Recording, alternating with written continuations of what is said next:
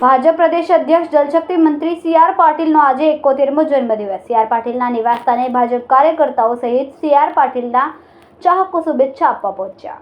ભારતીય જનતા પાર્ટીના પ્રદેશ અધ્યક્ષ અને કેન્દ્રીય જળશક્તિ મંત્રી સી.આર. પાટીલ આજે 71મા વર્ષ પૂર્ણ કરી રહ્યા છે. તેમના જન્મદિવસ નિમિત્તે સુરત શહેર અને રાજ્યભરમાં ભાજપ કાર્યકર્તાઓ અને સમર્થકો દ્વારા વિવિધ સેવાકીય કાર્યક્રમનું આયોજન કરવામાં આવ્યું છે.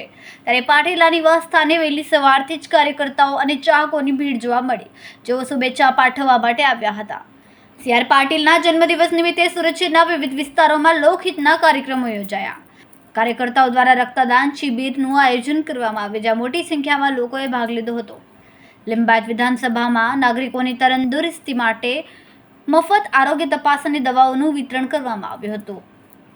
સ્વચ્છતા અને જળ સંચય અભિયાન. શહેરના વિવિધ વિસ્તારોમાં નદી અને તળાવોના સંવર્ધન માટે સ્વચ્છતા અભિયાન ચલાવવામાં આવ્યું હતું.